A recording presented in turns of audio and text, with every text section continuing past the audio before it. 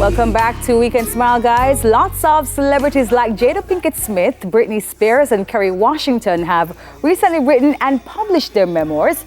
And so the question is, should you consider writing your own? So here to share the benefits of writing a memoir is Crystal Daye, global book coach and publishing expert. Welcome to Weekend Smile, lady. Hi, good How are you? morning. I'm so excited to be So here. you've written your own memoir. Yes, I have, and I've helped over almost 100 authors themselves to do that also. Really? Yes. All right. So here's a big question, though, because when you hear and you read about memoirs, you're thinking it's an autobiography. Yes. There's a distinct difference between both? Yes, there is. So with memoir writing is more from the author's perspective most times, and they are sharing their experiences, lessons, and most times their life story. With autobiographies tends to be more historic, different things and facts about what has happened in their life and not necessarily written from the perspective of the author themselves. Okay, got you. So it's a case where somebody else would have written the autobiography on behalf of. You can write your own, again, but it's most times not about your it's not about your lessons, lessons.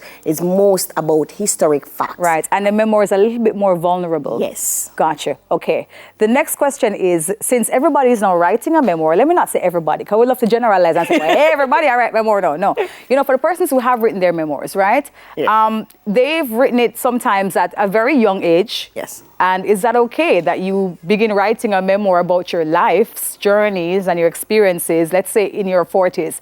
Is that like too early a time, or should you wait until like you're 60 when you would have had a good stretch of life? No, so that's why when it comes down to autobiography, you find that most autobiographies are about persons that are talking about significant contributions they have made. With memoirs, it's more, okay, I want to share my life experience. So I'm sure you can have a part one, part two. So you're not too young if you feel like you have had some experiences that you want to share. Or again, you just want to accomplish this, I need to write a book. So you're writing the memoir because of the fact that you want to share something to hopefully empower others. So that's life experiences, your lessons, the wisdom, etc. that you would have learned. You're putting up the scenarios that you've gone through in a vulnerable way, telling your truth, because it's really your side of the story, right?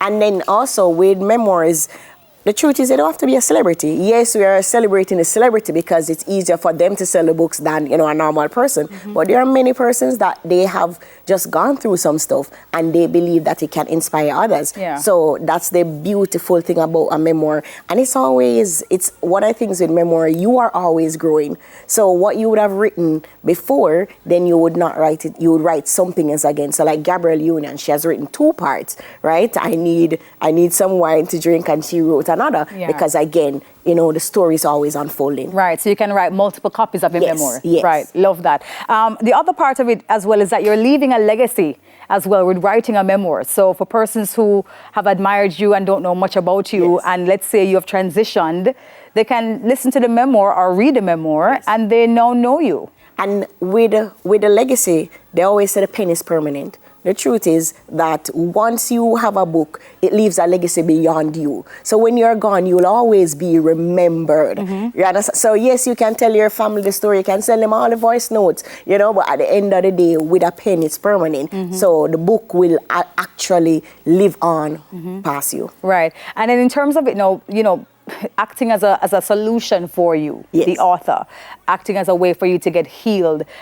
Did you find that as well when you were writing your memoir? Yes, I did. Now, here's the thing. What I tell persons when they're writing, one, you have to write more than one version, because especially if you're writing it in the middle of a traumatic, sometimes you have to write it, get a healing, cry through it, pray through it, whatever you need to do, and then rewrite it. Because one of the things in memoirs, you have to be careful that you are not necessarily getting yourself in legal issues, right? By, talking about persons and, accusing persons. So the best memoir is written from a place of healing. So yes, while you're writing the first draft, what you find is that it might be a little bit harder, but when you rewrite it and with the help of a good editor, then you find that it is more inspiring. So yes, I have found that personally, writing has always been therapeutic. But again, it's even better when it's blessing somebody. Yeah, and then you get to build a fan base because now people get to know you a little bit more. So Yes. it's not just them seeing you and forming an opinion about you, but they understand now why you do what you do. Yeah, and I think even with Michelle Obama recent one, what you find that a lot of persons were able to read her memoir, and it's almost like I'm getting into the life of being what a first lady looks like versus what the photos on Instagram and, you know, what reporters would say. So that's also a part of the personal branding. And I mean, we see this week how Jada just came out with her marketing with that, because again, you know, you are able to tell the story from your perspective versus what outsiders are saying. And doesn't it feel like an accomplishment to get to put out a body of work that is symbolic of the life lived for yourself? Yeah. I mean, it's a book. It is a big deal, you know, it's a big deal because the time commitment to write, it requires a lot of sacrifice. It's not an overnight thing. This is why persons pay hundreds of thousands of US dollars to ghostwrite, because again, it is a lot of work. So yes, I do believe that there's a level of accomplishment, even bigger than a degree, to be honest, because again, the level of commitment that you would need to put in, not just to write it,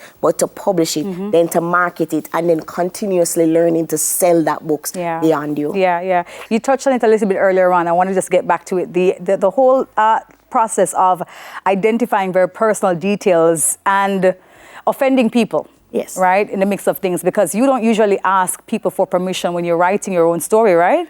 It is dependent. Again, it depends, because if it is a personal, you can change the name, can say the name, but if it is somebody that has probably done something, gotten in trouble with the law, or it could get them in trouble with the law, then you can be sued for it, you know, defamation of character and stuff. So sometimes it depending on who you can ask permission, but then there are times when there are just people that were just a part of the story and they weren't the best part of the story, and no matter how you write it, it's going to hurt. Yeah. And I've had many clients that have had those experiences.